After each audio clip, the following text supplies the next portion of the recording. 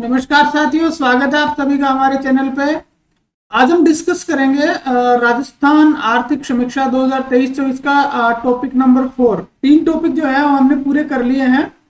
आज अपना जो चौथा टॉपिक है वो है औद्योगिक विकास। राजस्थान में इंडस्ट्रियल डेवलपमेंट से रिलेटेड जो फैक्ट हैं, जो इकोनॉमिक सर्वे जो करंट है उसमें दिए गए हैं।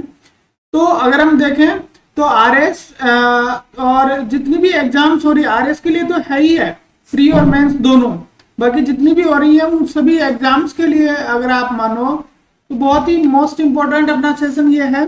पिछले 3 वीडियो अपन ने इसमें क्लियर किए हैं।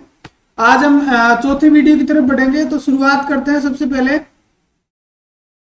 देखो, हमने बात करी थी जब स्टार्ट किया था वृहद आर्थिक प्रवृत्तियों का परिदृश्य, जो पहला चैप्टर किया था, तब हमने ये चीज देखी थी कि प्रत्येक जो क्षेत्र है, जैसे उद्योग है, सेवा है, ठीक है, कृषि है, तो प्रत्येक क्षेत्र का अलग अलग जीएसवीए है और जीएसवीए का अलग अलग योगदान है। एक बार अगर हम शॉर्ट में इसको यहां से वापस देखना चाहें तो अपनी जो जीएसडीपी है, जो राजस्थान की जीएसडीपी है, उस जीएसडीपी के 3 सेक्टर हमने अलग अलग पढ़े थे। पहला हमने पढ़ा था कृषि, दूसरा हमने पढ़ा था सेवा और उद्योग, ठीक है। तो तीनों सेक्टर हैं। अब इन तीनों सेक्टर की अलग अलग जीएसवीए होगा। जीएसवीए सकल घरेलू मूल्यवर्धन, सकल घरेलू मूल्यवर्धन जीएसवीए होगा। तो हमने कृषि का देख चुके हैं और अब आज हम उद्योग पढ़ रहे हैं, तो उद्योग का जीएसवीए की बात करेंगे कि जीएसवीए जो है वो कितना रहा। क्वेश्चन इसी टाइप से पूछा जाता है कि उद्योग क्षेत्र का जीएसवीए कितना रहा, उसकी वृद्धि कितनी रही। तो हम सबसे पहले उस पर बात करेंगे। तो शुरुआत करते हैं जीएसवीए की। तो वही जीएसवीए जो है 2 मूल्य पे होगा, जैसे हमने पहले बात करी थी। एक होता है प्रचलित मूल्य और दूसरा होता है स्थिर मूल्य। एक होता है प्रचलित मूल्य और दूसरा स्थिर मूल्य। इन दोनों मूल्यों पे ही अपनी प्रोग्रेस होगी और इन्हीं दोनों मूल्यों पे अपना जो है वो जीएसवीए होगा। तो शुरू करते हैं। सबसे पहले प्रचलित मूल्यों की अगर हम बात करें, जीएसवीए जो है प्रचलित मूल्यों की अगर हम बात करें तो 2022-23 में हम 2 डेटा यहाँ पे याद करेंगे। 2022-23 में अगर हम बात करें तो अब ये था 3,50,071। कितना था? 3,50,071 था, जो अब बढ़ के हो गया 402,795। कितना हो गया? 402,795। यानी ये जो पूरा है इसके अंदर 15.06% की क्या हो गई? वृद्धि हो गई। ध्यान रखना है अपने को। जो कृषि क्षेत्र उद्योग क्षेत्र का जो जीएसवीए है वो प्रचलित कीमतों पर अपना कितना था? ये 2022-23 में था और 23-24 की हम बात करेंगे तो 22-23 में था 3,50,071, जो बढ़ के हो गया 4,02,795। ठीक है। और ये जो प्रोग्रेस है, ये जो वृद्धि है वो कितनी है? 15.06%। 15.06%। ये डेटा हमें याद रखना ही है, ठीक है। नेक्स्ट मैंने बात करी स्थिर मूल्य पर। तो स्थिर मूल्य की अगर हम बात करें तो स्थिर मूल्य का अपना था 2,07,156। 2,07,156 था 22-23 में। ये 2,07,156 जो था वो बढ़ा और अब हो गया 2,32,895। 2,32,895। और ये जो प्रोग्रेस थी वो कितनी रही? 12.43%। याद रखना है, ये जो हम बात कर रहे हैं, ये बात कर रहे हैं कौन से मूल्य पे? स्थिर मूल्य पे, ठीक है। ये पूरा आपको जीएसवीए याद रखना है कि प्रचलित मूल्य पे जो जीएसवीए था वो था अपना 3,50,071, जो बढ़ के हो गया 4,02,795, यानी 15.06% की वृद्धि हो गई, ठीक है। और स्थिर मूल्य पर जो जीएसवीए था वो था 2,07,156 और अब बढ़ के हो गया 2,32,895। तो ये जो प्रोग्रेस हुई ये कितनी हुई? 12.43%। 12.43% की क्या होगी? वृद्धि होगी, ठीक है। अब अगर अपन इसकी CAGR देखें, अगर अपन CAGR की बात करें तो आपको यहाँ पे CAGR रेट भी जो है वो ध्यान होनी चाहिए। तो CAGR 2011 को इन्होंने आधार बनाया है कि 2011 में ये जो जीएसवीए था वो जीएसवीए था 1.36 लाख करोड़, सॉरी 1.36 करोड़ था, 1.36 करोड़ था। कब? 2011-12, 2011 में 1.36 करोड़। अब 2011 से लेकर अब तक की जो रेट, जो औसत जो प्रगति है, वो CAGR कहलाएगी। तो देखिए, अगर हम वही दो मूल्य हो गए, प्रचलित और स्थिर। प्रचलित मूल्य पर हमने बात करी कि प्रचलित मूल्य पर अपनी जो वर्तमान जो GSV है वो है 4,02,795 और स्थिर मूल्य पे 2,32,895। यानी 2011 में ये था 1.36 करोड़, ठीक है, और अब हो गया 402,795। तो ये जो रेट है ना, ये जो बढ़ी है, औसत जो एवरेज से जिस रेट से बढ़ा है वो हुई 9.45%। तो अगर ये पूछा जाए कि प्रचलित मूल्य पर जो है वो उद्योग क्षेत्र की CAGR की औसत दर क्या रही है, या उद्योग क्षेत्र की CAGR क्या रही है, तो वो 9.45% रही है। अगर हम स्थिर मूल्य की बात करें तो स्थिर मूल्य 1.36 करोड़ से बढ़कर कितना हो गया? 232,895 हो गया, 232,895। तो इसकी जो प्रोग्रेस रही है वो रही है 4.57%, 4.57%। तो दोनों आपको जो प्रोग्रेस रेट है, जो वृद्धि दर है, जो CAGR जिसको बोल सकते हैं, वो याद रखनी है कि एक की हो गई जो प्रचलित मूल्य पर है वो हो गई 9.45 और जो स्थिर मूल्य पे हो गई वो है 4.57%। तो ये क्या होगी अपनी CAGR। तो GSV और CAGR दोनों आपको याद रखनी है। नेक्स्ट है अपना कि देखिए, प्रत्येक जो क्षेत्र होता है, जैसे कृषि है, तो कृषि का हमने अलग अलग पशुपालन, फसलें वगैरह, वानिकी, मत्स्य, लॉगिंग 4 किए थे। कृषि के पशुपालन, फसलें, वानिकी और मत्स्य, ये 4 सेक्टर अलग अलग थे। इसी तरह से जो उद्योग क्षेत्र है, उस उद्योग क्षेत्र के भी 4 उप क्षेत्र है। क्या है? 4 उप क्षेत्र है। आपको इन उप क्षेत्रों का ध्यान रखना पड़ेगा।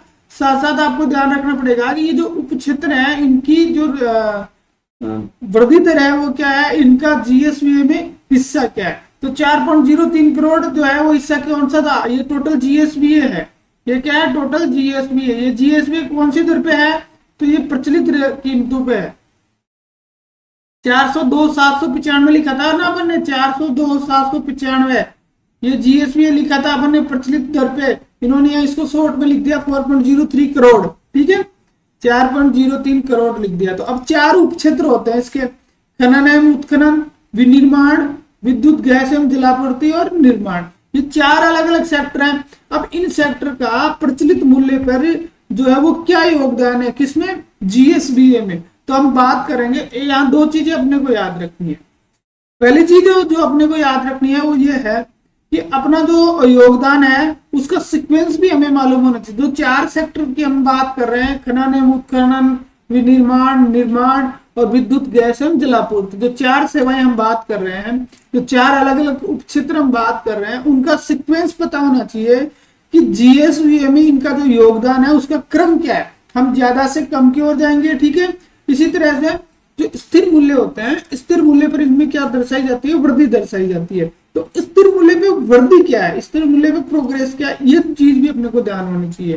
तो यहाँ अपने को ये जो डायग्राम है, इस डायग्राम से ये 2 चीजें हमें पढ़नी पड़ेंगी। तो सबसे पहले हम पढ़ते हैं कि योगदान। सबसे पहले अपन पढ़ते हैं कि इसका योगदान किसका ज्यादा है, किसका कम है। तो देखिए, सबसे ज्यादा अगर हम देखें तो 42.27%, 42.27% विनिर्माण का है। तो 1 नंबर तो ये हो गया, 42.27% के साथ सबसे ज्यादा योगदान किसका है? विनिर्माण का, 42.27%, ठीक है। दूसरे अगर हम बात करें तो दूसरा नंबर आता है निर्माण सेक्टर का। निर्माण सेक्टर का है 35.26%। कितना है? 35.26% योगदान है, 35.26%। अगर हम तीसरी बात करें तो तीसरा नंबर आता है खनन एवं उत्खनन का। इसका है 11.99%। कितना है? 11.99%। और अगर हम चौथी बात करें तो चौथा नंबर आता है विद्युत, गैस एवं जलापूर्ति, 10.48%, 10.48%, ठीक है। तो ये सीक्वेंस आपको याद रखना है कि 1 नंबर पर विनिर्माण आएगा, 2 नंबर पर निर्माण आएगा, 3 नंबर पे खनन एवं उत्खनन आएगा, और 4 नंबर पे आएगा विद्युत गैस एवं जलापूर्ति। विद्युत गैस एवं जलापूर्ति। अगर परसेंटेज आपको पूछा जाए तो जो सबसे एक नंबर पे था अपना निर्माण, उसकी थी 42.27। दूसरे नंबर पे था अपना निर्माण, जिसकी थी 35.26। तीसरे नंबर पे अपना था खनन एवं उत्खनन, जिसका था 11.99। और चौथे नंबर पे था अपना क्या बोलते हैं, विद्युत गैस एवं जलापूर्ति, जिसका था 10.48। तो आपको ये योगदान का परसेंट भी याद होना चाहिए, और इसके साथ साथ आपको इस चीज की भी जानकारी होनी चाहिए कि अपना ये जो है प्रचलित मूल्य पे जो योगदान, उसका सीक्वेंस क्या है। ठीक है, अब हम आगे चलते हैं। अगला है उपक्षेत्र की हिस्सेदारी। इस चीज की हम बात कर चुके हैं कि किसका कितना परसेंट योगदान है। एक बार फिर देख लेते हैं। विनिर्माण 42.27, निर्माण 35.26%, खनन एवं उत्खनन 11.99, विद्युत गैस एवं जलापूर्ति 10.48। ठीक है, ये सारी बात हम कर चुके हैं। अब देखिए नेक्स्ट में हम क्या करेंगे। नेक्स्ट में हमें करना है कि स्थिर मूल्य पर इसकी वृद्धि दर पता करनी है। जो अलग अलग उप क्षेत्र है ना, सेक्टर वाइज उप क्षेत्र है, उनकी वृद्धि दर हमें किस पे पता करनी है, स्थिर मूल्य पर पता करनी है। तो देखते हैं कि वो क्या है। तो स्थिर मूल्य पर जो है ना वो वृद्धि दर देखेंगे। सबसे पहले हम बात करें विनिर्माण सेक्टर की, तो विनिर्माण सेक्टर के लिए 19.57%, 19.57%। फिर निर्माण की करें तो निर्माण की 3.47%। उसके बाद खनन एवं उत्खनन 5.41%, और विद्युत गैस और जलापूर्ति 10.02%। अब आपको यहाँ क्या करना है कि यहाँ पर भी आपको जो है इसको सीक्वेंस बनाना है। ये जो सीक्वेंस बनाया हुआ है, ये सीक्वेंस तो किसका है, ये तो हिस्सेदारी का है। अब अगर हम सबसे ज्यादा देखें कि सबसे ज्यादा प्रोग्रेस किस में रही, तो सबसे ज्यादा प्रोग्रेस किस में रही, विनिर्माण में रही। तो एक नंबर आ जाएगा किसका, विनिर्माण का। ठीक है, 2 नंबर पर अगर देखें, क्योंकि विनिर्माण में कितनी रही, 19.57, तो सबसे ज्यादा प्रोग्रेस हो गई। फिर 2 नंबर पर हम जाएं तो 2 नंबर पर सबसे ज्यादा प्रोग्रेस कहाँ रही, यहाँ पे विद्युत गैस एवं जलापूर्ति। मैं शॉर्ट में लिख देता हूँ विद्युत गैस वगैरह। ठीक है, तो इसकी कितनी रही, 10.48%, 10.48%। फिर अगर हम तीसरी बात करें तो खनन एवं उत्खनन की रही 5.41%। और अगर हम चौथे नंबर पे आए तो चौथे नंबर पे है अपना निर्माण, तो निर्माण की रही 3.47%। ऐसे करके ये जो है ना वो चारों सीक्वेंस हमें याद रखने हैं कि पहले विनिर्माण आएगा, फिर उसके बाद में विद्युत गैस एवं जलापूर्ति आएगी, फिर खनन और फिर निर्माण आएगा। ये 4 सेक्टर इधर हो गए, और इधर जो है ना ये हिस्सेदारी के अनुसार हो गए। तो ये हिस्सेदारी के अनुसार, क्योंकि कई बार जो है ना वो परीक्षा में इस टाइप से भी पूछ लिया जाता है कि बढ़ते क्रम में घटते क्रम में आपको वहां पे अरेंज करना होता है। तो हम पूरी तरह से इस चीज के लिए तैयार रहे। नेक्स्ट में हम चलते हैं। अब ये देखो, जो स्टैटिस्टिक्स जो डाटा से रिलेटेड जो टॉपिक थे वो यही थे। जो औद्योगिक विकास है, औद्योगिक विकास में डेटा रिलेटेड टॉपिक यही थे जो हमने बात कर ली। अब आगे है औद्योगिक उत्पादन सूचकांक, कि किसी वित्तीय वर्ष में जैसे कोई साल है जो 1 अप्रैल से शुरू होकर 31 मार्च तक, ठीक है, 1 अप्रैल से 31 मार्च तक का जो वित्तीय फाइनेंशियल ईयर है, उस फाइनेंशियल ईयर में जो औद्योगिक वस्तुएं हैं, जैसे राजस्थान की हम बात करें तो राजस्थान में जो औद्योगिक वस्तुएं हैं, उन औद्योगिक वस्तुओं का क्या उत्पादन जो है ना उसको मापन करने के लिए जो है एक सूचकांक जारी किया जाता है, जिसका नाम है औद्योगिक उत्पादन सूचकांक। निश्चित अवधि के दौरान एक निश्चित क्षेत्र के अंदर जो है ना औद्योगिक वस्तुओं के उत्पादन को माप करने के लिए सूचकांक जारी किया जाता है, जिसको औद्योगिक उत्पादन सूचकांक कहते हैं। अब देखिए, सबसे पहली चीज तो ये मासिक रूप से जारी किया जाता है, मंथली इसको जारी किया जाता है, ये चीज हमें याद रखनी है। दूसरी, प्रत्येक सूचकांक का उसका एक आधार वर्ष होता है, तो इसका आधार वर्ष क्या है, 2011-12।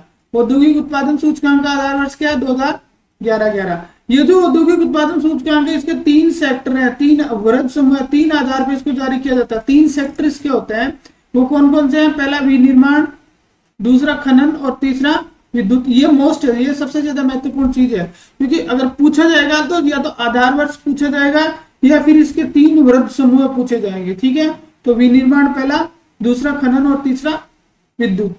विनिर्माण, खनन और विद्युत। ठीक है, अगर हम 22-23 में देखें तो 22-23 में 136.93 था। तो इसका एवरेज जो औसत उत्पादन का जो सूचकांक था वो 36.93 था। अब ये बढ़ के हो गया 153.77। कितना हो गया? 153.77। तो वो इतना ज्यादा मोस्ट नहीं है, आपको ध्यान सिर्फ इतना रखना है कि 3 वृद्ध समूह इसमें है, विनिर्माण, खनन और विद्युत। विनिर्माण, खनन और विद्युत, इनका विशेष तौर से आपको ध्यान रखना है। नेक्स्ट है अपना एमएसएमई, ठीक है, सूक्ष्म लघु एवं मध्यम उद्योग। देखिए आरएस मेंस जो था, आरएस मेंस 2021 था ना, उसमें डायरेक्ट 5 नंबर का क्वेश्चन आया था और वो क्या आया था कि एमएसएमई का वर्गीकरण बताओ, और वही हम उसी पे हम बात करने जा रहे हैं। तो सरकार जो है उन्होंने 1 जुलाई 2020 को जो है वो क्या पास कर दिया? एमएसएमई एक्ट पास कर दिया। एमएसएमई एक्ट जो है वो कब पास किया गया? 1 जुलाई 2020 को। और इस एक्ट के अंदर जो है ना, इसकी परिभाषा में चेंज कर दिया गया। इसकी परिभाषा जो थी ना उसमें चेंज कर दिया गया। 2 आधार इसकी परिभाषा के दिए गए, निवेश और दूसरा दिया गया टर्नओवर। निवेश और टर्नओवर के आधार पर 3 प्रकार के उद्योग हैं, सूक्ष्म, लघु और मध्यम। सूक्ष्म, लघु और मध्यम, ये 3 प्रकार के जो है वो आपको याद रखने। 3 प्रकार के हो गए आपके एमएसएमई एक्ट के अंदर 3 प्रकार के उद्योगों की परिभाषा दी गई, ठीक है, सूक्ष्म, लघु और मध्यम। सूक्ष्म, लघु और मध्यम, ठीक है। सूक्ष्म देखिए निवेश कितना होना चाहिए? 1 करोड़ तक का निवेश और 5 करोड़ तक का टर्नओवर है। कोई उद्योग जिसका 1 करोड़ तक का निवेश है, 0 से 1, ठीक है, 25 लाख से 1 तक हो जाएगा, और 5 करोड़ तक का टर्नओवर है तो वो सूक्ष्म उद्योग कहलाएगा, ठीक है। फिर दूसरा था कि 10 करोड़ तक का निवेश और 50 करोड़ तक का टर्नओवर है। 10 करोड़ तक का निवेश और 50 करोड़ तक का टर्नओवर है। 50 करोड़ का निवेश और 250 करोड़ क्या है? टर्नओवर। 250 करोड़ क्या है? टर्नओवर है। अगर ये स्थिति होती है तो वो क्या कहलाएगा? वो एमएसएमई उद्योग कहलाएगा, सूक्ष्म, लघु और मध्यम उद्योग कहलाएंगे। और ये जो प्रश्न था वो 5 नंबर का आया था सीधा, और जिसने इस तरह से टेबल बना दी थी उसे सीधे जो है वो 5 मार्क्स दिए गए थे। सीधे उसको कितने मार्क्स दिए गए थे? 5 मार्क्स दिए गए थे। सरकार ने जो है वो एमएसएमई के पंजीकरण के लिए, एमएसएमई के पंजीकरण के लिए जो है वो सरकार ने एक 12 जून 2020 को जो है ना एक राज उद्योग मित्र पोर्टल, राज उद्योग मित्र पोर्टल नाम से एक पोर्टल जारी किया। इस पोर्टल पे जो रजिस्ट्रेशन कराता है उसको 3 साल तक, 3 वर्ष तक सभी प्रकार के निरीक्षण और सभी प्रकार के जो टैक्सेज हैं उनमें छूट प्रदान की गई। सभी प्रकार के 2 चीजों में छूट किया गया, एक तो 3 साल तक कोई निरीक्षण नहीं है और एक 3 साल तक के सभी प्रकार की छूट प्रदान की जाएगी, जैसे स्टाम्प ड्यूटी है, जीएसटी है, सीजीएसटी, इस तरह से जो भी होती है वो सारी की सारी में छूट प्रदान की जाएगी। तो ये एमएसएमई का हो गया। नेक्स्ट में हम चलते हैं, अगली है मुख्यमंत्री लघु उद्योग प्रोत्साहन योजना। लघु उद्योगों को प्रोत्साहित करने के लिए ये योजना जो है वो 13 दिसंबर 2019 को लागू की गई। कभी लागू की गई? 13 दिसंबर 2019 को। इसमें क्या होता है कि इसमें कोई भी व्यक्ति जो उद्यम लगाने का इच्छुक है वो 10 करोड़ तक के ऋण ले सकता है। अब ये जो ऋण जो होता है इसके 3 पार्ट हो गए अलग, ऋण के 3 पार्ट हो गए, 25 लाख, 1 करोड़ और 10 करोड़।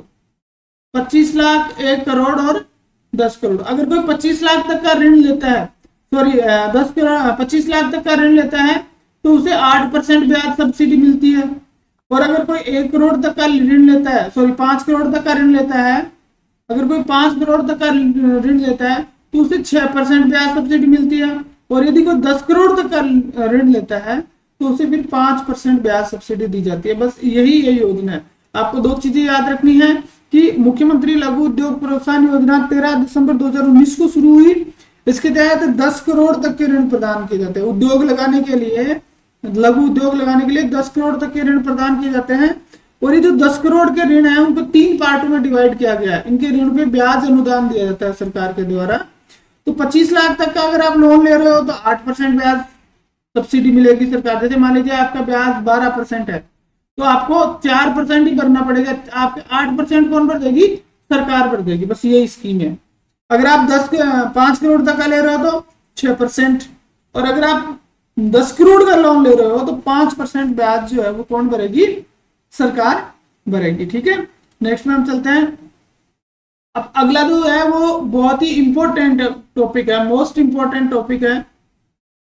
आप इसको तो जरूर ही याद रखना पड़ेगा हमें, इस टॉपिक को तो हमें जरूरी याद रखना पड़ेगा कि राजस्थान से निर्यात। देखो 2 चीजें याद रखनी है इसमें।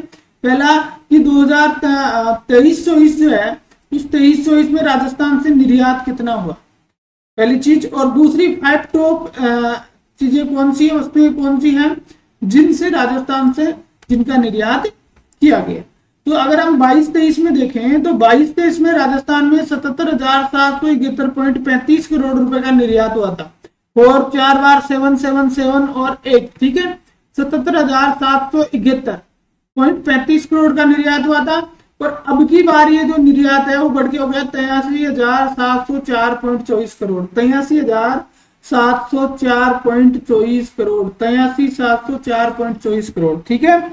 77,771 से बढ़कर 83,704.24 करोड़ जो है अपना निर्यात हो गया। तो पहली चीज तो हमें ये याद रखनी ही है। अब हम देखेंगे कि ये जो अपना निर्यात हुआ 83,704.24 करोड़, इस 83,704.24 करोड़ ये जो निर्यात है, इस निर्यात में टॉप 5 जो वस्तुएं हैं वो कौन कौन सी है? तो 5 जो टॉप वस्तुएं हैं वो कौन कौन सी है? तो आपको यहां पे याद रखना है EJMCH,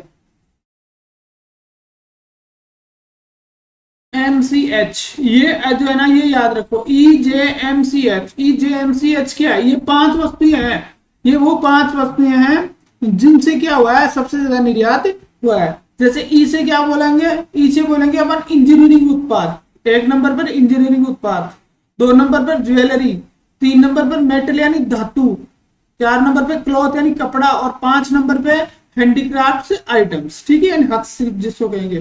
तो आप शॉर्ट में EJMCH याद रखें, EJMCH, इंजीनियरिंग प्रोडक्ट, ज्वेलरी, फिर मेटल, फिर क्लॉथ और फिर हैंडीक्राफ्ट, ठीक है। तो आपको यहाँ याद रखना है कि देखिए अभियांत्रिक उत्पाद यानी इंजीनियरिंग प्रोडक्ट 1 नंबर पे रहा है 16,592 करोड़ रुपए का। कितने रुपए का इसमें व्यापार निर्यात किया गया? 16,592 करोड़। अब जो छोटी परीक्षा है उनमें इस तरह से पूछा जाएगा कि राजस्थान में सबसे ज्यादा निर्यात के कौन सी वस्तु का हुआ, तो वहां फिर हमें याद होना चाहिए इंजीनियरिंग प्रोडक्ट। बड़ी परीक्षा जैसे RS जैसे एग्जाम है उसमें क्या पूछा जाता है? उसमें यह पूछा जाता है कि राजस्थान में 5 वस्तुएं बताइए जो टॉप 5 निर्यात की जो है प्रोडक्ट कौन से है, इस तरह से पूछा जाता है। तो सबसे ज्यादा अभियांत्रिक उत्पाद 16,592, दूसरे नंबर पे जवाहरात, हीरे जवाहरात या अपन कहते हैं ज्वेलरी, 11,183 करोड़ का हुआ। तीसरे पे है धातु, 9,857 करोड़, धातु 9,857 करोड़। चौथे नंबर पे है कपड़ा, 8819 करोड़, 8819 करोड़। और हस्तशिल्प है 5 नंबर पर 7986 करोड़। एक बात आप याद रखिए कि आपको अगर ये डेटा याद नहीं होता है तो भी कोई दिक्कत नहीं है, तो भी चल जाएगा, लेकिन ये तो याद करना ही है क्योंकि ये सबसे ज्यादा मोस्ट चीजें हैं। ये 5 आपको याद होने चाहिए कि सर्वाधिक अभियांत्रिक उत्पाद यानी इंजीनियरिंग प्रोडक्ट्स, 2 नंबर पे ज्वेलरी, 3 नंबर पे आपके मेटल, 4 नंबर पे क्लॉथ और 5 नंबर पे हैंडीक्राफ्ट। तो इसको याद करने के लिए आप ये शॉर्ट ट्रिक यूज कर सकते हैं। इसके माध्यम से आप जो है ना आपको ये 5 नाम याद रहेंगे, जिससे आप इजीली जो है वो इस सीक्वेंस को नहीं भूलोगे। इसके साथ साथ आप एक चीज याद रखें कि ये जो 5 वस्तुएं हैं, ये जो 5 वस्तुएं हैं, इनका राजस्थान के निर्यात में 65% योगदान है। जो कुल निर्यात है अपना 83,704 करोड़, कितना है? 83,704.24 करोड़। इस 83,704.24 करोड़ जो निर्यात है, इस निर्यात में ये जो 5 वस्तुएं जिनकी हमने यहाँ बात की है, ये 5 जो वस्तुएं हैं, इन 5 वस्तुओं का कितना % योगदान है? तो 65% योगदान है। तो जो निर्यात है उस निर्यात में आपको ये दो डेटा याद रखने हैं। पहला कितना हुआ, तो 83,704.24 करोड़ निर्यात हुआ। और टॉप 5 वस्तुएं कौन सी हैं, तो EJMCH यानी EJMCH का मतलब इंजीनियरिंग प्रोडक्ट, 2 नंबर पे ज्वेलरी, 3 नंबर पे मेटल यानी धातु, 4 नंबर पे क्लॉथ यानी कपड़ा, और 5 नंबर पे H यानी हैंडीक्राफ्ट यानी हस्तशिल्प। इस ट्रिक से आप जो है इसको याद रख सकते हैं। और 5 वस्तुएं हैं, इन 5 वस्तुओं का टोटल जो योगदान है वो अपने इसमें कितना रहा है, वो 65% रहा है। ठीक है, तो निर्यात से रिलेटेड अगर कोई चीज आती है तो निर्यात से रिलेटेड हमें ये बात याद रखनी है। अब आगे चलते हैं। अब देखिए, जब निर्यात की बात चली है तो सरकार के द्वारा निर्यात को बढ़ावा देने के लिए क्या किया जा रहा है, सरकार ऐसे कौन से काम कर रही है जिनसे निर्यात बढ़े। तो सबसे पहले तो हम बात करेंगे निर्यात संवर्धन प्रक्रिया पर प्रलेखन व दस्तावेजीकरण। निर्यात संवर्धन प्रक्रिया पर प्रलेखन व दस्तावेजीकरण, देखिए ये एक ट्रेनिंग दी जाती है, एक प्रशिक्षण दी जाती है जिसका शुभारंभ 2012 में किया गया था। 2012 में इसका आरंभ किया गया था। और ये ट्रेनिंग देने के लिए सरकार ने REPC बनाई है। REPC Rajasthan export promotion council, Rajasthan निर्यात संवर्धन परिषद। आई बात समझ में, निर्यात को बढ़ावा कैसे मिलेगा, जब तक व्यक्ति को यही पता होगा कि नहीं होगा कि निर्यात कैसे होगा, क्या करना है क्या नहीं करना है, तो सबसे पहले उसको क्या दी जाएगी, ट्रेनिंग दी जाएगी। तो ये 2012 में शुरू हुई। तो ये प्रशिक्षण देने के लिए सरकार ने जो है REPC का गठन किया, राजस्थान निर्यात संवर्धन परिषद, राजस्थान एक्सपोर्ट प्रमोशन काउंसिल का गठन किया। ठीक है, और इसके साथ साथ एक बीच में एक और आया था, मिशन निर्यातक बनो, मिशन निर्यातक बनो, एक नया मिशन चलाया गया था पिछली सरकार के द्वारा, मिशन निर्यातक बनो। ये जो मिशन था ना, उसमें व्यक्ति को सारी सुविधाएं, जैसे उसको प्रशिक्षण देना है तो प्रशिक्षण दिया जाता था, और जो जो उसको चीज की जरूरत है वो सारी सरकार प्रोवाइड करवाती थी। उसके बाद उसका जो पहला जो निर्यात है, जैसे मान लीजिए उसने प्रथम खेप पहुंचा दी, वहां तक सरकार सहयोग कर देती थी। तो उससे क्या होता था कि वो आदमी समझ जाता था कि किस तरह से निर्यात करना है, कहाँ जाना है। तो एक ये जो है, ये भी एक महत्वपूर्ण बात थी। ये आया था अपने 29 जुलाई 2022 को जो है ना, इसको स्टार्ट किया गया था। ठीक है, तो दो चीजें हो गई, एक ये निर्यात संवर्धन प्रक्रिया प्रलेखन दस्तावेजीकरण हो गया, REPC का गठन हो गया, और मिशन निर्यातक। देखिए ये जो चैप्टर है ना, ये जैसे 5 मार्क्स में पूछ लिया जाए, RS मेंस में 5 नंबर का क्वेश्चन आता है, उसमें पूछ लिया जाए कि राजस्थान सरकार द्वारा निर्यात को बढ़ावा देने के लिए उठाए जा रहे कदमों का चिन्हीकरण करो। ठीक है, तो वहां फिर हम लिख सकते हैं कि उन्होंने निर्यात संवर्धन प्रक्रिया प्रलेखन पे दस्तावेजीकरण के लिए प्रशिक्षण दे दिया, REPC का गठन कर दिया, मिशन निर्यातक बनो चला दिया। ठीक है, इसके बाद में क्या है कि अंतर्राष्ट्रीय व्यापार में भाग लेने पर प्रतिपूर्ति। मान लीजिए कोई अंतर्राष्ट्रीय व्यापार मिला है और उसमें कोई व्यक्ति भाग ले रहा है, तो 2012-13 में इस योजना को शुरू किया सरकार ने। इसके लिए वहां अनुदान देने के लिए सरकार ने 2012-13 में इसको शुरू किया था, जिसको अब 31 मार्च 2025 तक बढ़ाया गया। ये इसलिए जरूरी हो गया कि भाई 12-13 में शुरू तो किया था, लेकिन अब सरकार ने, जो नवीन सरकार है, उसने उसको बढ़ा दिया। तो कोई व्यक्ति कोई अंतर्राष्ट्रीय व्यापार मेले में प्रदर्शनी लगाने के लिए जाता है, तो सरकार क्या करती है कि उसको, उसकी जो भूमि, वहां जो लैंड ले रहा है, वहां जो दुकान ले रहा है, उसका 50% तक का किराया देगी। जो किराए पे दुकान लेगा, वहां लगाने के लिए जमीन लेगा, जगह लेगा, जो भी है, तो उसका 50% और अधिकतम 1 लाख रुपए तक देगी। तो इस तरह से उसको प्रमोट करने का प्रयास किया जाएगा कि भूमि किराए का 50% और अधिकतम 1 लाख रुपए तक का भुगतान उसको किया जाएगा। इसी के साथ साथ अगर मान लीजिए REPC खुद जो है ना, अपना प्रतिनिधित्व मंडल वहां भेजती है, राजस्थान निर्यात संवर्धन परिषद अपना प्रतिनिधित्व मंडल भेजती है, तो सरकार ने प्रावधान किया है कि राजस्थान निर्यात संवर्धन परिषद जो है उसको 10 लाख रुपए दिए जाएंगे। कितने रुपए दिए जाएंगे? 10 लाख रुपए दिए जाएंगे अपना प्रतिनिधि मंडल भेजने के लिए। तो एक ही हो गया।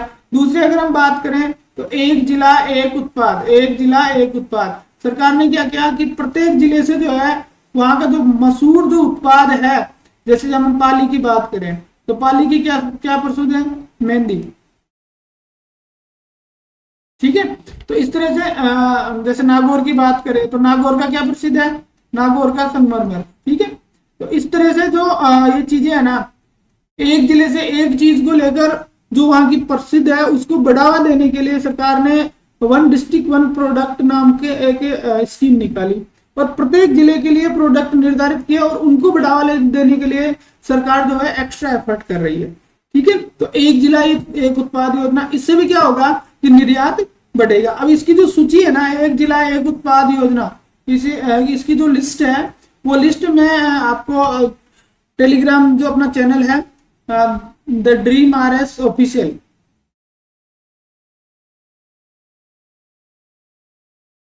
द ड्रीम RS ऑफिशियल जो है चैनल जो अपना है उस पर मैं आज ही डाल दूंगा। तो आप ये पहले चैनल ज्वाइन कर लें ताकि आपको ये PDF भी वहां मिल जाएगी और एक जिला एक उत्पाद वाली जो लिस्ट है वो भी आपको वहां मिल जाएगी। इसके अलावा और भी जो बहुत सारे कंटेंट जो मैं डालता रहता हूँ वो आपको आसानी से वहां पे प्रोवाइड हो जाएंगे। तो एक बार आप इसको जरूर ज्वाइन कर लें। ठीक है, तो ये लिस्ट आपको वहां मिला देंगे क्योंकि यहाँ बहुत बड़ी सूची है, अपने 50 जिले हैं तो 50 जिलों की एक लंबी लिस्ट हो जाएगी, 1 घंटे का वीडियो बढ़ जाएगा अपना। ठीक है, अब ये देखो, ये अपने बात करी एक्सपोर्ट की, निर्यात की, तो प्रश्न यह पैदा होता है कि निर्यात को बढ़ावा देने के लिए कौन कौन से कदम उठाए गए। तो राजस्थान सरकार के द्वारा निर्यात को बढ़ावा देने के प्रयास किए गए। तो वो क्या क्या किया गया, पहले तो प्रशिक्षण प्रलेखन दस्तावेजन, हमने बात करी कि सबसे पहले तो प्रलेखन दस्तावेजीकरण का प्रशिक्षण दे देंगे। दूसरी बात क्या करी कि REPC Rajasthan export promotion council का गठन कर दिया। तीसरा हमने बात करी मिशन निर्यातक बनो,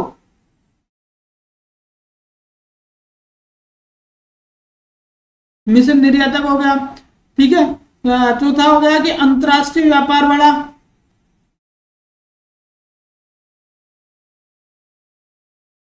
अंतरराष्ट्रीय व्यापार मेला।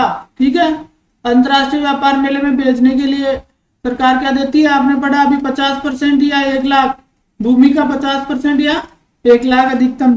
ठीक है, इसके अलावा वन डिस्ट्रिक्ट वन प्रोडक्ट, ये भी मुख्य चीज उसमें थी अभी। ठीक है, तो ये 5 कदम 5 स्टेप्स हो गया। अगर आप ये 5 स्टेप्स वहां लिख देते हो मेंस में तो आप मान के चलिए 4+ मार्क्स जो है वो आपको इजीली अगला जो है वो दे देगा। तो इस तरह से भी अपने को मेंस के हिसाब से भी इसको पढ़ना है ताकि हम ये लिख सकें कि किस चीज में वो चाहे कैसे भी प्रश्न पूछे। और आप पुराने पेपर उठा के देखिए, सारे क्वेश्चन जो है ना वो कहाँ से आ रहे हैं, इकोनॉमिक सर्वे से आ रहे हैं। आपको बाहर से कुछ पढ़ने की जरूरत नहीं पड़ेगी उसमें, चाहे वो राजस्थान का हो चाहे वो भारत का हो। ठीक है, तो इस तरह से भी आप अपने आप को तैयार रखें। नेक्स्ट में है उद्योग एवं वाणिज्यिक विभाग। देखिए, जब हम उद्योग की बात कर रहे हैं तो उद्योग की बात कर रहे हैं तो हमें उस डिपार्टमेंट का भी ज्ञान होना चाहिए। तो अगर हम उद्योग में देखें कि इस विभाग में क्या क्या है, तो सबसे पहले जिला उद्योग केंद्र है। जिला स्तर पे जो क्या, ये तो राज्य स्तर पे हो गया डिपार्टमेंट इंडस्ट्री वाला। जिला स्तर पे आई तो जिला उद्योग केंद्र। अभी यहाँ संख्या याद रखनी है, कितनी संख्या उसकी, 36 है।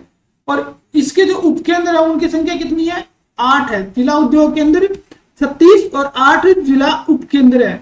इन दोनों के अंदर जो जिला उद्योग केंद्र है उसके अंदर ये एक बनी हुई है MSME निवेश सुविधा केंद्र। MSME निवेश सुविधा, जो सूक्ष्म मध्य जो लघु उद्योग है उनको निवेश की सुविधा प्रदान करने के लिए इसमें एक निवेश सुविधा केंद्र भी बने हुए प्रत्येक जिला उद्योग में। उसके बाद में विवाद निवारण तंत्र बनाया गया है कि किसी प्रकार का विवाद उत्पन्न होता है तो उसको निवारण करने के लिए जिला स्तर पे, राज्य स्तर पे भी बनाया गया है और जिला स्तर पे भी बनाया गया है। अगर राज्य स्तर की हम बात करें तो राज्य स्तर पर CS चीफ सेक्रेटरी, मुख्य सचिव जो है इसके अध्यक्ष होते हैं। और जिला स्तर की अगर हम बात करें तो DM डिस्ट्रिक्ट मजिस्ट्रेट यानी जिला कलेक्टर जो है वो इसके अध्यक्ष होते हैं। मतलब जो विवाद निवारण तंत्र है उसके 2 सेगमेंट है, एक राज्य लेवल पे है और एक जिला लेवल पे है। तो राज्य लेवल पे CS है, चीफ सेक्रेटरी, मुख्य सचिव जिनको बोलते हैं हिंदी में, मुख्य सचिव जो उनके अध्यक्ष होते हैं। और जिला लेवल पे जो है वो DM यानी डिस्ट्रिक्ट मजिस्ट्रेट, जिला कलेक्टर इसके अध्यक्ष होते हैं। इसके साथ साथ ये भी मेन है कि इनके जो निर्णय होते हैं, ये जो विवाद निवारण समिति है, ये इनके जो निर्णय होंगे वो सभी पर क्या होंगे, बाध्यकारी होंगे। ये नहीं कि कोई मना कर दे कि नहीं हम तो इसको मानते नहीं, ऐसा नहीं है। इनके निर्णय हैं वो सभी पे क्या होते हैं, बाध्यकारी होते हैं। इसके साथ साथ MSME सुविधा परिषद बनी हुई है, उनकी संख्या भी कितनी है, 14। देखिए, आपको ये याद रखना है कि सबसे पहले जिला लेवल पे विभाग है, उद्योग एवं वाणिज्यिक विभाग है। उसके बाद में जिला जो लेवल है उस पे आ गया जिला उद्योग केंद्र, फिर उसके 8 उपकेंद्र आ गए, फिर उसके बाद में जिला स्टेट लेवल पे देखें और जिला लेवल पे देखें तो विवाद निवारण तंत्र आ गया। फिर उसके बाद में एमएसएमई सुविधा परिषद, एमएसएमई सुविधा परिषद बनी है, जिनकी संख्या कितनी है, 14 है। ठीक है, तो ये हल्का सा इस डिपार्टमेंट के बारे में। अब लघु वाणिज्यिक, मुख्यमंत्री लघु वाणिज्यिक वाहन स्वरोजगार योजना। ठीक है, जिस तरह से वाहन का नाम लिखा है तो बहुत ही इंपॉर्टेंट हो जाता है। क्यों? क्योंकि स्वरोजगार को बढ़ावा देने के लिए वाहन खरीदने की योजना है। सबसे पहले इसकी शुरुआत की बात करें तो 11 अक्टूबर 2022 को, 11 अक्टूबर 2022 को इसकी शुरुआत हो गई। तो 11 अक्टूबर 2022 को इसकी शुरुआत किस चीज के लिए हुई कि कोई भी व्यक्ति जो वाहन चलाता है और वो चाहता है कि वो वाहन खरीदे, वो चाहता है कि वो वाहन खरीदे स्वयं का और उससे अपना स्वरोजगार करे, तो उसके लिए सरकार ने जो है वो 11 अक्टूबर 2022 को ये योजना प्रारंभ कर दी। अब इसमें क्या होता है कि सबसे पहले तो उसकी उम्र जो है 18 से 45 साल होनी चाहिए, 18 से 45 वर्ष की उम्र होनी चाहिए। अगर 45 से ज्यादा है तो उसको फिर पैसे नहीं दिए जाएंगे, अनुदान नहीं दिया जाएगा। इसमें क्या होता है कि जो वाहन की जो ऑन रोड कीमत होती है, वाहन की जो ऑन रोड कीमत होती है, और ये जो है वो अधिकतम 15 लाख है। भाई आप 15 लाख तक के जो है वो कमर्शियल वाहन खरीद सकते हो जिनसे आप धंधा कर सके। ठीक है, तो ये जो वाहन जो है वो इनकी जो ऑन रोड कीमत होती है उसका 10% या अधिकतम 60,000, ये याद रखना है। ये कौन प्रोवाइड करवाता है? सरकार दे देती है। जैसे मान लो कोई आदमी खरीद रहा है कि 6 लाख का वाहन खरीद रहा है तो उसका 10% यानी कितना हो गया, 60,000 हो गया। अगर वो 10 लाख का खरीद रहा है तो भी 60,000। भाई उसका जो वाहन है तो उसकी जो कीमत है उसका 10%, 10% या अधिकतम 60,000, ये कौन देती है? सरकार देती है। और जितना सरकार दे रही है उतना ही वो कौन देगी? कंपनी भी देगी। कंपनी भी क्या करेगी? जो कंपनी है वो उसके समकक्ष देगी। जितना अनुदान सरकार के द्वारा जा रहा है उतना ही अनुदान कंपनी के द्वारा भी दिया जाएगा। और इसके तहत कुल कितने लाख तक का वाहन जो व्यक्ति खरीद सकता है? 15 लाख तक का कॉमर्शियल वाहन खरीद सकता है, जिससे वो अपनी आजीविका चला सके, स्वरोजगार। ठीक है, अगर आप में से कोई ये सोच रहा है कि इस योजना के तहत मैं एक कार ले लूं घर में घूमने के लिए, तो उसके लिए सरकार पैसे देने वाली नहीं है। ठीक है, नेक्स्ट में हम चलते हैं। हाँ, तो अपनी अगली स्कीम है डॉक्टर भीमराव अंबेडकर दलित उद्यम प्रोत्साहन योजना। ठीक है, डॉक्टर भीमराव अंबेडकर दलित उद्यम प्रोत्साहन योजना 8 सितंबर 2022 को, 8 सितंबर 2022 को इसकी शुरुआत की गई। इसके तहत क्या होता है कि जो लागत होती है उस लागत की 25% या 25 लाख ये मार्जिन मनी के रूप में अनुदान देने जाता है। जैसे मान लो कि कोई आदमी 1 करोड़ का लगा रहा है, 1 करोड़ का कोई व्यापार कर रहा है, 1 करोड़ का कोई उद्यम लगा रहा है, आदिवासी दलित समुदाय का कोई व्यक्ति है, अगर वो लगा रहा है तो 1 करोड़ का अगर वो लगा रहा है तो उसको 25% क्या मिल जाएंगे? अनुदान मिल जाएगा। ठीक है, और ये जो अनुदान होगा वो अधिकतम कितना हो सकता है? 25 लाख तक का हो जाएगा, 25 लाख तक का हो सकता है, इससे ज्यादा नहीं दिया जाएगा। ठीक है, अब इसमें क्या होता है कि इसमें एक ब्याज अनुदान भी दिया जाता है, इसमें एक ब्याज अनुदान भी दिया जाता है। ये जो ब्याज अनुदान है ये वही तरीका है, 25 लाख, 5 करोड़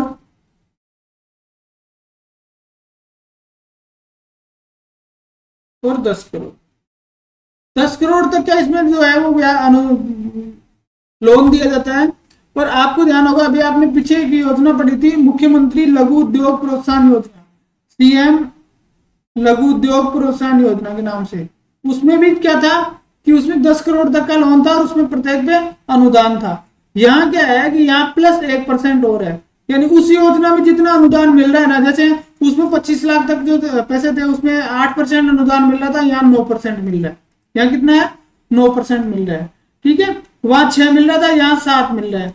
और 10 करोड़ तक का कितना मिलेगा? 5 मिल रहा था, तो यहाँ कितना मिलेगा?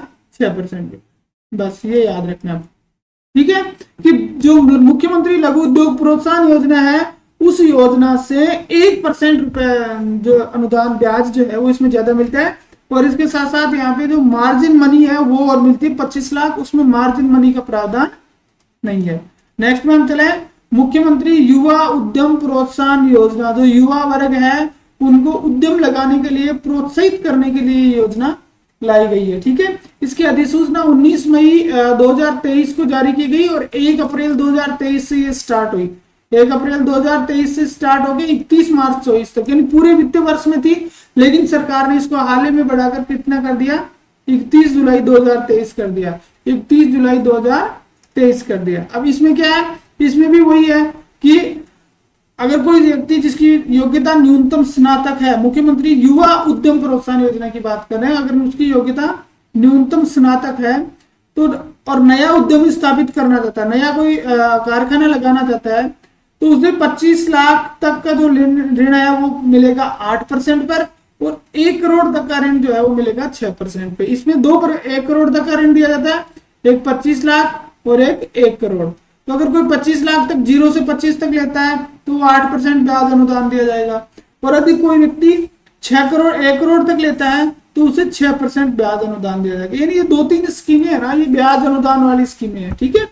तो 25 लाख तक का लोन है तो 8%, और 1 करोड़ तक का लोन है तो 6%। लेकिन इसमें योग्यता क्या है कि ये योग्यता है कि व्यक्ति की उम्र जो है वो 18 से 35 वर्ष हो और वो स्नातक कम से कम ग्रेजुएट होना चाहिए। ऐसा नहीं कि आदमी जो है वो ग्रेजुएशन से कम पढ़ा हुआ है तो उसको इस योजना का लाभ नहीं मिलता। और ये जो अनुदान मिलेगा वो 5 वर्ष के लिए मिलेगा। ये भी याद रखना है कि ये जो अनुदान दिया जाएगा सरकार के द्वारा वो कितने समय के लिए दिया जाएगा, 5 वर्ष के लिए दिया जाएगा। इसके साथ साथ इसमें मार्जिन मनी भी मिलती है। मार्जिन मनी कैसे मिलती है कि अगर पुरुष है व्यक्ति, यदि कोई व्यक्ति जो ले रहा है वो पुरुष है तो 10% मार्जिन मनी मिलेगी, और यदि कोई महिला है तो 15% मार्जिन मनी मिलेगी, ठीक है।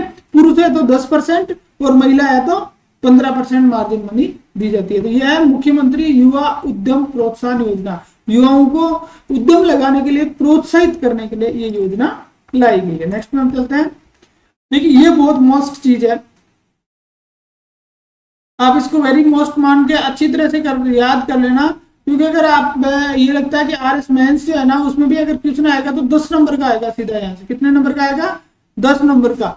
RS मेंस में भी रिप्स राजस्थान निवेश प्रोत्साहन योजना, पहले रिप्स 2019 निकाली थी सरकार ने। रिप्स कौन सी थी, 2019, और 2019 के बाद में को अपडेट करते हुए 7 अक्टूबर 2022 को 7 अक्टूबर 2022 को सरकार ने रिप्स 2022 निकाली, राजस्थान निवेश प्रोत्साहन योजना, कि इन राजस्थान में इन्वेस्टमेंट को बढ़ाने के लिए, निवेश को प्रोत्साहित करने के लिए सरकार ने ये योजना निकाली। अब इसमें क्या है, सबसे पहले तारीख आपको पता है 7 अक्टूबर 2022। अब इसके उद्देश्य लिखने हैं। उद्देश्य देखो क्या है कि विनिर्माण और सेवा क्षेत्र जो है उसमें 15% की वार्षिक वृद्धि करना। मेन चीज, मेन फैक्ट आप याद रखें कि विनिर्माण और जो सेवा क्षेत्र है उसमें 15% वार्षिक वृद्धि। इसके अलावा संतुलित समावेशी विकास, जो विकास है वो संतुलित और समावेशी हो, ठीक है। इसके साथ साथ जो अपना रोजगार के मामले में बात करें तो ये बहुत महत्वपूर्ण हो जाता है कि सरकार ये कह रही है कि ये जो पॉलिसी है, इस पॉलिसी का मेन पर्पज यही है कि 2027 तक जो है वो 10 लाख लोगों को लिए अतिरिक्त रोजगार का सृजन किया जाएगा। 10 लाख रोजगारों का सृजन किया जाएगा। इसके अलावा हरित हाइड्रोजन, वैकल्पिक ऊर्जा और चिकित्सा उपकरण, ये 3 चीजें हैं। ये 3 चीजें याद रखनी है। हरित हाइड्रोजन यानी जो हाइड्रोजन एनर्जी है, वैकल्पिक ऊर्जा यानी अक्षय ऊर्जा, और जो चिकित्सीय उपकरण, क्योंकि कोविड के टाइम में के बाद में चिकित्सीय उपकरणों की काफी कमी महसूस की गई थी, तो ये 3 सेक्टरों में यदि कोई लगाएगा तो उसको अतिरिक्त प्रोत्साहन दिया जाएगा। ये चौथा उद्देश्य। और 5वां है पर्यावरण का संरक्षण, ऐसा उद्योग लगाना जो पर्यावरण को मिनिमम हानि पहुंचाए, कम से कम उसको हानि पहुंचाए, ठीक है। तो ये 5 जो है ना वो अपने क्या हो गए, रिप्स 2022 के उद्देश्य हो गए। अब इसमें प्रावधान क्या क्या है, तो प्रावधान ये है कि 8 जो प्रथम श्रेणी, बी नहीं 8 है, तो 8 प्राथमिक श्रेणी के जो उद्योग है, 8 जो प्रथम श्रेणी के उद्योग है उनको कस्टमाइज परिलाभ दिया जाएगा। देखिए 8 जो सेक्टर है, जो अलग अलग सेक्टर हैं, 8 जो प्राथमिक श्रेणी के सेक्टर हैं जिनको कहा जाता है, इनको कस्टमाइज की उद्योग के आधार पर, जैसे किसी उद्योग को 10 लाख का दिया जा रहा है, किसी को 1 करोड़ का दिया जा रहा है, तो कस्टमाइज परिलाभ उनको दिया जाएगा। उनकी क्या कह सकते हैं, हैसियत के अकॉर्डिंग या उनकी आवश्यकताओं के अनुसार उनको परिलाभ दिए जाएंगे। अब सबसे मेन चीज क्या है कि आपको यहाँ पे ये जो 8 जो सेक्टर है ये याद रखने हैं। तो 8 सेक्टर कौन कौन से हैं, विनिर्माण, सेवा, सनराइज उद्योग और स्टार्टअप। चार याद हो गए, विनिर्माण, सेवा, सनराइज उद्योग और स्टार्टअप। सनराइज उद्योग जो है वो टेक्नोलॉजी से रिलेटेड, इमर्जिंग ट्रेंड्स से रिलेटेड जो उद्योग हो गए ना वो हो गए। तो कौन कौन से हो गए, विनिर्माण, सेवा, सनराइज उद्योग और स्टार्टअप। चार तो ही हो गए 8 में से। पांचवा है लॉजिस्टिक पार्क, छठा है भंडार और नियंत्रण प्रणाली, और फिर आपूर्ति श्रृंखला और अक्षय ऊर्जा। लॉजिस्टिक पार्क, तापमान नियंत्रण और आपूर्ति श्रृंखला और अक्षय ऊर्जा, टोटल 8 हो गए। तो ये जो 8 जो प्राथमिक जो क्षेत्र है, इन 8 क्षेत्रों को क्या देगी सरकार, कस्टमाइज्ड परिलाभ देगी। पहली चीज तो ये होगी। इसके अलावा जो एमएसएमई है, उस एमएसएमई को अतिरिक्त ब्याज अनुदान दिया जाएगा, कि जो सामान्य लोगों को दिया जा रहा है उससे ज्यादा अनुदान जो है वो दिया जाएगा। अब इस योजना का फायदा उठाने के लिए प्रावधान की अगर बात करें कि उसकी मानदंड क्या होने चाहिए, तो कोई भी सेक्टर जो विनिर्माण और सेवा से संबंधित हो, विनिर्माण और सेवा से संबंधित कोई भी उद्योग है, उसको कम से कम 50 करोड़ प्लस का निवेश करना होगा। उसका जो निवेश है वो 50 करोड़ से क्या होना चाहिए, ज्यादा होना चाहिए, विनिर्माण और सेवा से। और यदि कोई एमएसएमई है, सूक्ष्म लघु एवं मध्यम उद्योग है, तो उसका जो निवेश है वो 25 करोड़ से ज्यादा होना चाहिए। कितना होना चाहिए, 25 करोड़ से। बस ये चीज ध्यान रखनी है कि इसके लिए मानदंड बहुत जरूरी है। कस्टमाइज परिलाभ मिलेंगे 8 श्रेणियों को, कस्टमाइज परिलाभ मिलेंगे 8 श्रेणियों को। एमएसएमई जो है उसको क्या दिया जाएगा, अतिरिक्त ब्याज अनुदान दिया जाएगा। और मानदंड के निर्धारण की अगर बात आती है, तो मानदंड ये है कि विनिर्माण और जो सर्विस सेक्टर के इंडस्ट्री है, उनमें कम से कम 50 करोड़ प्लस लगे हों, और जो एमएसएमई है उसमें 25 करोड़ प्लस जो है वो निवेश कर रखा। अब अगली बात आती है परिसंपत्ति निर्माण प्रोत्साहन। परिसंपत्ति का बढ़ावा देने के लिए, निर्माण करने के लिए भी इसमें इंसेंटिव का प्रावधान किया गया है। इसके लिए व्यक्ति के प्रकाश 3 प्रकार के विकल्प होंगे। निवेश सब्सिडी, वो चाहे तो सरकार से निवेश पे सब्सिडी प्रदान कर ले सकता है। पूंजी अनुदान ले सकता है कि उसको परिसंपत्ति बनानी है, उसके लिए वो पूंजी अनुदान ले सकता है। या फिर टीएलआई, या टीएलआई है, TLI, turnover link incentive, turnover आधारित इंसेंटिव प्रोत्साहन भी ये ले सकता है। तो 3 विकल्प है परिसंपत्ति निर्माण प्रोत्साहन के लिए। निवेश सब्सिडी ले सकता है, पूंजीगत अनुदान ले सकता है, और टीएलआई, टर्नओवर लिंक इंसेंटिव भी ले सकता है।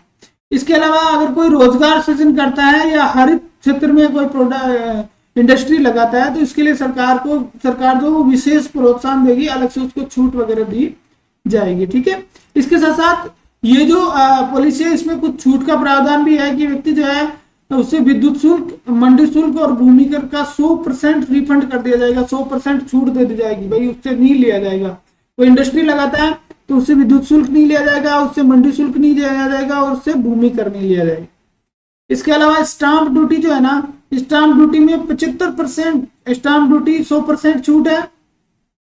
और इसके अलावा जो रूपांतरण शुल्क है, जैसे मान लीजिए कि कोई जमीन जो है वो एग्रीकल्चर की है, अभी इसे एग्रीकल्चर वाली जमीन पे तो डायरेक्ट हम लगा नहीं सकते, तो क्या करेंगे, उसको कॉमर्शियल में कन्वर्ट कराएंगे। इसको कॉमर्शियल में क्या करवाएंगे, कन्वर्ट कराएंगे। अब जब आप कॉमर्शियल में कन्वर्ट कराओगे, तो कॉमर्शियल में कन्वर्ट कराने के लिए उसमें जो चार्ज लगता है, जिसको रूपांतरण शुल्क बताते हैं, उसमें 75% क्या कर दी जाएगी, छूट दे दी जाएगी।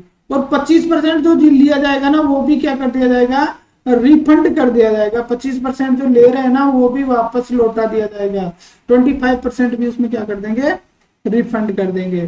ठीक है। तो ये थी अपने रिप्स 2022, 7 अक्टूबर 2022 को आई। इसके पर्पज क्या था, इसमें प्रावधान क्या है। 10 नंबर का क्वेश्चन बनता है RS मेंस में, प्री में तो बहुत इंपॉर्टेंट है। अब देखिए CSR, कॉर्पोरेट सोशल रेस्पॉन्सिबिलिटी। तो सबसे पहले आपको याद रखना है कि कंपनी एक्ट 2013, कंपनी एक्ट 2013 की धारा 135 जो है ना, उसमें ये प्रावधान किया गया। कंपनी एक्ट 2013 की धारा जो 135 है, उसमें ये क्या किया गया है, प्रावधान किया गया है। किस चीज का, CSR का। अब CSR में क्या है, CSR में है कि कोई भी कंपनी है जिसकी कुल संपत्ति आधार पे कोई कंपनी जो है उसको CSR में लिया जाएगा। कुल संपत्ति 500 करोड़ है। टर्नओवर जो है उसका टर्नओवर 1000 करोड़ है, ठीक है। और उसका जो लाभ है वो 5 करोड़ है वार्षिक। इनमें से अगर कोई एक भी चीज वो कर रही है ना फॉलो, तो फिर उसको अपना क्या करना पड़ेगा कि अपना जो CSR एक्ट के तहत वो आएगी, और अपने जो पिछले 3 वर्ष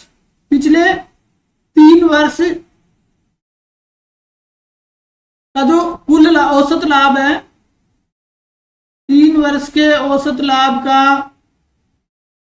2% जो है वो किस में खर्च करना पड़ेगा, अनुसूची 7 की गतिविधियों पे खर्च करना पड़ेगा। अब अनुसूची 7 की गतिविधियां क्या है? अनुसूची 7 की गतिविधियों में ऐसे कार्य किए जाएंगे जो समाज के लिए उपयोगी हो, जैसे सड़कें बनाना, स्ट्रीट लाइटें लगाना, ठीक है, स्कूलों में अनुदान देना, पेयजल में के लिए काम करना, जल संरक्षण का कार्य करना, वृक्षारोपण का कार्य करना, ठीक है। इस तरह के कार्यों में वो पैसा खर्च होगा। तो आपको याद रखना है कि कंपनी एक्ट 2013 की धारा 135 में जो है ना CSR का प्रोविजन किया गया है, ठीक है। इसमें लिखा है कि अगर कोई कंपनी जिसकी कुल संपत्ति 500 करोड़ रुपए है, जिसका टर्नओवर 1000 करोड़ रुपए है, और जिसको 5 करोड़ रुपए वार्षिक जिसका लाभांश है, अगर इनमें से कोई चीज वो कर रही है, तो फिर उसको पिछले 3 वर्ष के जो औसत लाभ है उसका कितना परसेंट?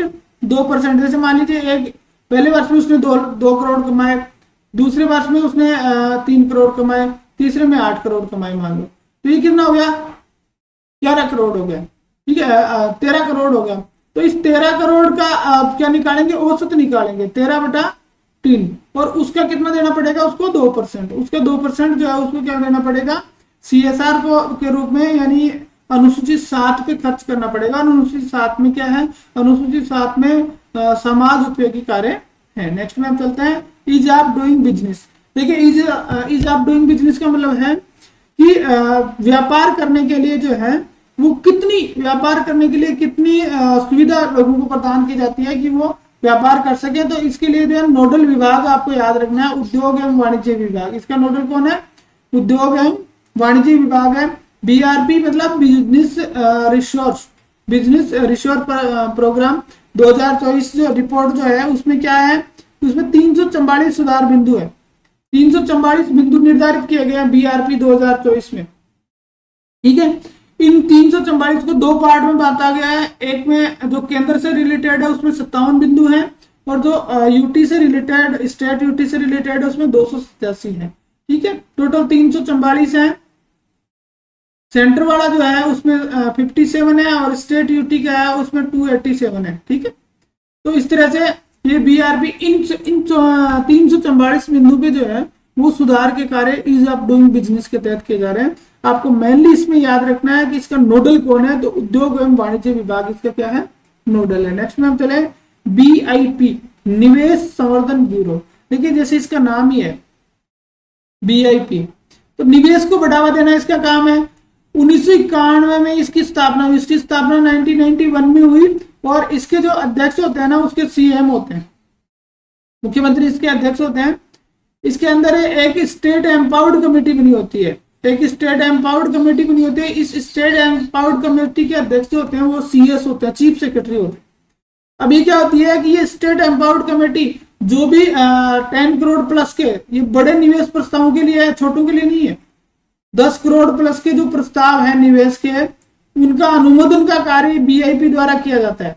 10 करोड़ प्लस के जो प्रस्ताव है इन्वेस्टमेंट के, उनके अनुमोदन का कार्य किसके द्वारा किया जाता है? BIP के द्वारा, निवेश संवर्धन ब्यूरो के द्वारा किया जाता है। और इसके अध्यक्ष कौन होते हैं? इसके अध्यक्ष स्वयं मुख्यमंत्री होते हैं, ठीक है। तो स्टेट एम्पावर्ड कमेटी बनी हुई है। भाई BIP के पास तो इतना टाइम है नहीं, तो स्टेट एम्पावर्ड कमेटी बनी है जिसके अध्यक्ष होते हैं मुख्य सचिव।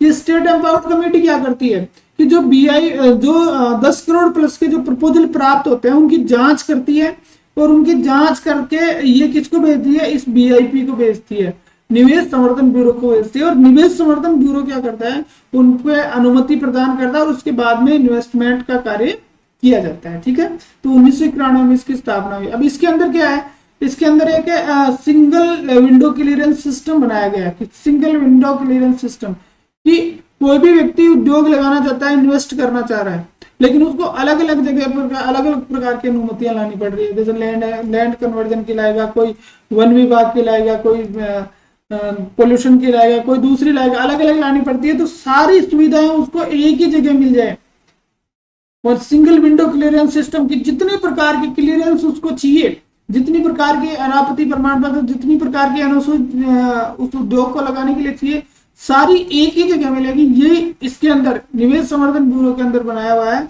और आपको याद मैन ये रखना है कि मार्च 2023 तक, मार्च 2024 तक 16 विभागों की 135 सेवाएं, याद रखने वाली चीज है 16, ये मोस्ट है, इसी तरह से पूछा जाता है। 16 विभागों की सिंगल विंडो क्लियरेंस सिस्टम के तहत कितनी आ रही है, तो 16 विभागों की 135 सेवाएं जो है वो इसके तहत लाई गई है। 16 विभागों की 135 सेवाएं सिंगल विंडो क्लियरेंस सिस्टम के तहत है, जो बीआईपी में है। इसके अलावा वन स्टॉप सॉल्यूशन भी वहां बनाया गया, वन स्टॉप शॉप बनाई गई है। उसके पर जो इन्वेस्टर्स है, जो निवेश करता है, उसके किसी भी प्रकार की समस्या आती है, उसका समाधान करने के लिए भी उन्होंने बीआईपी के अंदर ही वन स्टॉप शॉप का गठन किया है। तो इसके साथ साथ सभी प्रकार के क्लियरेंस प्राप्त ऑनलाइन प्राप्त करने के लिए एक राज निवेश पोर्टल बनाया गया, राज निवेश पोर्टल। तो देखिए, उद्योग को बढ़ावा देने के लिए बीआईपी में एक सिंगल विंडो क्लियरेंस सिस्टम है, एक वन स्टॉप शॉप है, और एक राज निवेश पोर्टल है। 3 चीजें बनाई गई है। एक स्टेट एम्पावर्ड कमेटी है, और सबसे ऊपर निवेश संवर्धन ब्यूरो है।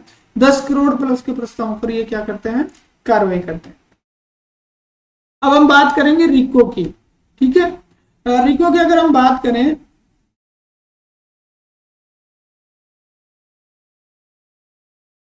रिको की अगर हम बात करें तो रिको ने जो है वो 2023-24 में 4 नए उद्योग क्षेत्र इंडस्ट्री एरिया स्थापित किए हैं। 4 नए इंडस्ट्री एरिया रिको के द्वारा स्थापित किए गए हैं। वो 4 इंडस्ट्री एरिया कौन कौन से हैं, सॉरी 10 इंडस्ट्री एरिया स्थापित किए गए हैं, वो कौन कौन से हैं। सबसे पहले ओसिया जोधपुर, उमरिया झालावाड़, राजास नागौर और कुंज बिहारीपुरा जयपुर। ओसिया जोधपुर, उमरिया झालावाड़, राजास नागौर, कुंज बिहारीपुरा जयपुर। ठीक है, 2 पाली में किए गए नाडौल और वरकाणा, नाडौल पाली, वरकाणा पाली। ठीक है, बाड़मेर में धर्मपुरा, नैनवा बूंदी, और उदयपुर में 2, मालका टूस और मालवा का चोरा।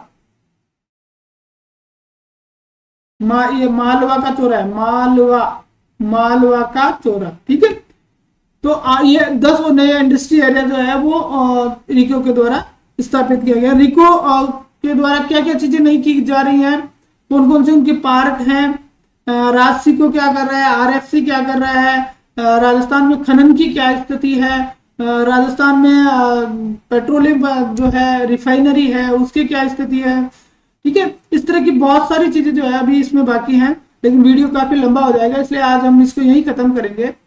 नेक्स्ट जो पार्ट है इसका वो बहुत जल्दी हम लेके आएंगे, और उसके अंदर हम जो है वो इंडस्ट्री जो अपना ये है औद्योगिक विकास, इसको हम कंप्लीट करेंगे। तो आप सभी से रिक्वेस्ट है कि आप जो है वो हमारे जो चैनल है इसको लाइक कर दें, अपने साथियों के साथ शेयर करें, और अपनी जो तैयारी है उसको धार देने के लिए आप निश्चित रूप से हमारे प्रत्येक वीडियो देखें। हमारा जो अनुभव है वो 100% आपके काम आएगा और आपको जरूर सफलता मिलेगी। धन्यवाद।